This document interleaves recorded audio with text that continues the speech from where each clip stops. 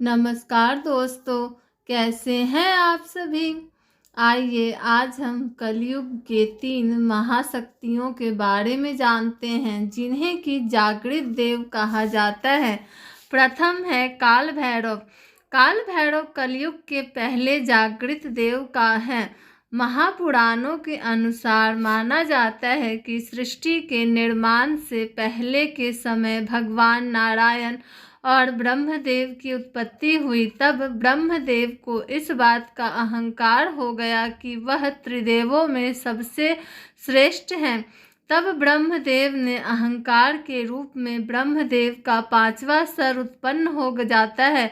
यह देखकर भगवान शिव को क्रोध आ जाता है और उनके प्रचंड तेजपुंज से काल भैरव का जन्म होता है। काल भैरव ने ब्रह्मदेव का अहंकार रूपी 5वां सर काट दिया, लेकिन उस वजह से काल भैरव पर ब्रह्म हत्या का पाप लग गया। काल भैरव ब्रह्मदेव के उस कटे हुए शीश को लेकर बहुत से तीर्थ स्थानों पर घूमते रहे, लेकिन उन्हें ब्रह्म हत्या के पाप से मुक्ति नहीं मिलती। अंत में जब काल भैरव काशी पहुँचे तब वहाँ पर उन्हें ब्रह्म हत्या के पाप से मुक्ति मिल जाती है और हमेशा के लिए काल भैरव काशी में ही स्थित हो जाते हैं। काल भैरव अपने भक्तों के सभी पाप हर लेते हैं तथा उनके अहंकार को नष्ट कर देते हैं।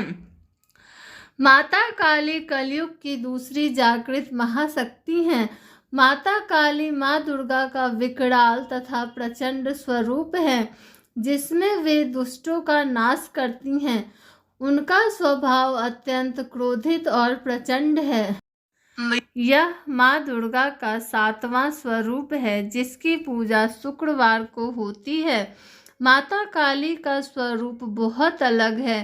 काला रंग, खुले केस, 8 भुजाएं, रक्त से सना हुआ फरसा, गले में मुंडमाला, रक्त की प्यासी जुबान, तन पर जानवर की खाल और हाथ में दुष्टों का रक्त पीने के लिए एक पात्र ही माता काली का स्वरूप का पहचान है। माता काली का क्रोध इतना प्रचंड होता है कि उनके क्रोध को शांत करने के लिए एक बार भगवान शिव को उनका पैर अपने वक्ष पर रखवाना पड़ा तथा एक बार माता काली का क्रोध शांत करने के लिए भगवान शिव को बटुक अवतार लेना पड़ा था। माता काली का दिन अमावस्या कहलाता है। माता काली के 4 रूप हैं: दक्षिण काली, शमशान काली, मातृकाली तथा महाकाली।